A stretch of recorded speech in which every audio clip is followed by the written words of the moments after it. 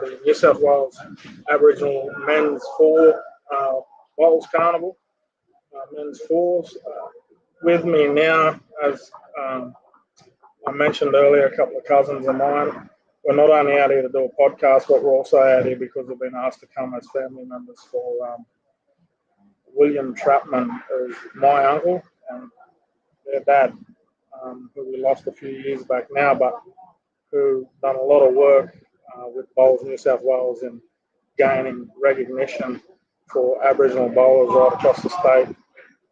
I know when Beck and Jeff rang New South Wales Bowls, they remembered him straight away because that's the sort of person he was. He was a mover and a shaker. He wasn't afraid to speak his mind, and that's how they remembered him. But that's how we got a lot of things across the line as well in terms of getting things started for Aboriginal bowlers in the state. So I want to say g'day and introduce yourselves, my people. Yeah, my name is Jeffrey Trapman. I'm William's son. I'm Robin Trapman. I'm William's daughter. We're here today to talk about, I guess, the privilege and honour that has been bestowed upon the family as well. And I want to say a massive thank you to the committee who have recognised, and we'll take that trophy a little bit closer, but that's actually the William Trapman Aboriginal Men's Bowls Player of the Tournament. So I'll try and get that a little bit clearer for you. Where am I going here? Aboriginal Men's Bowls Player of the Tournament, named in honour of Unc. And like I said, he was a mover and a shaker, and I didn't mince his words, but he was there front and centre. He was always advocating on behalf of bowlers right across the state. Even though he lived down in the city, he still had a big place in his heart for all the bowlers out west, especially because that's where he grew up, and he knew that the opportunities out west were few and far between as opposed to the opportunities that he was exposed to in the city. So talk to us a little bit, Jeff, about some of the information, because even he didn't speak about it a lot, did he? You guys didn't even know a lot about it until you sort of reached out to. So we run Bowls New South Wales yourself. So talk to us a little bit about some of the information that they gave you and how they spoke about him. Dad has been a passionate supporter and advocate for Indigenous bowls and activities throughout New South Wales for many years. Some of the things that he was also involved in as well. Yep. He was a perfect mentor for many of the young players, and I often said it was the highlight of his bowling career. That was the 2010 Indigenous Tour that he worked really hard to get started as well, where a lot of the older bowlers, like I mentioned earlier, would take some of the younger ones and mentor them, but go around the different towns and get as many bowlers involved in the concept as he could as well, passing through different towns.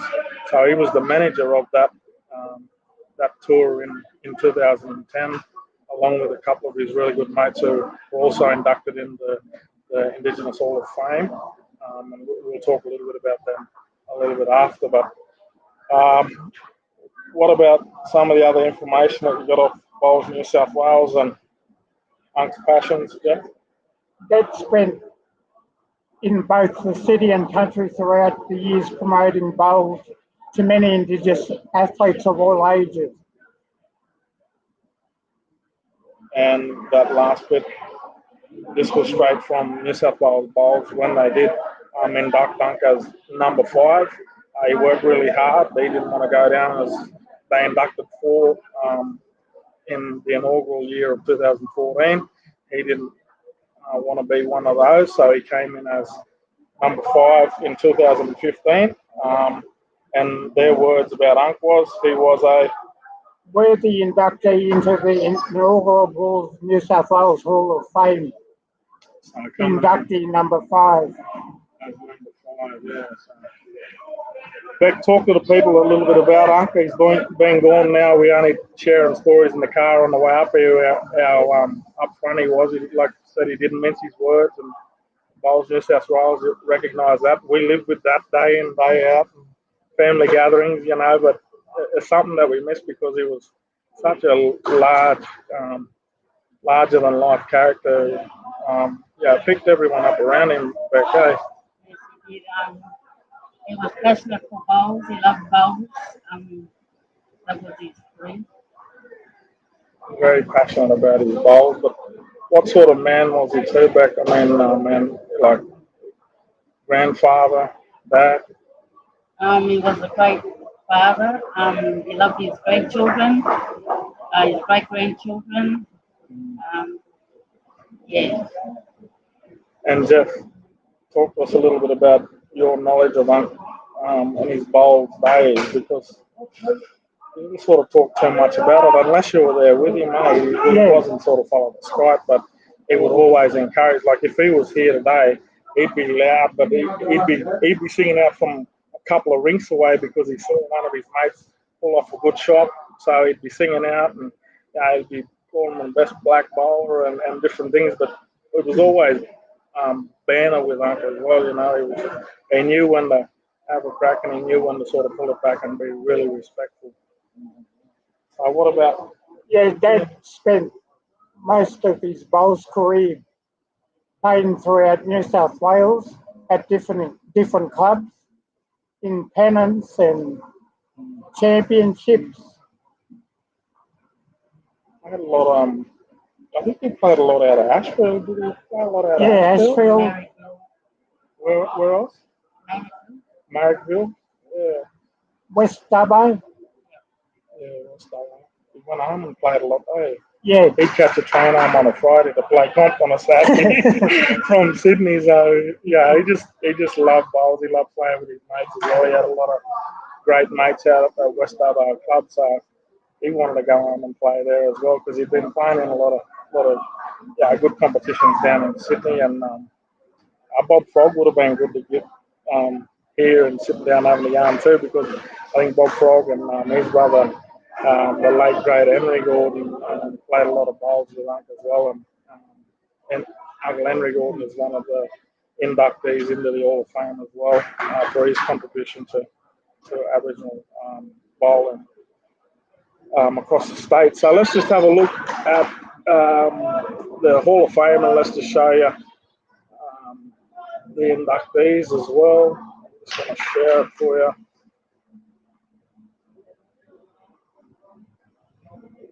So it was a concept, obviously, that Unc and there would have been others that, not just saying it was all Unc, but he would have people there with him, but he would have been, very feisty and boisterous about it all because he wanted, these people recognised. But I guess for me, the disappointing thing is when, like, Unc obviously would have been there and,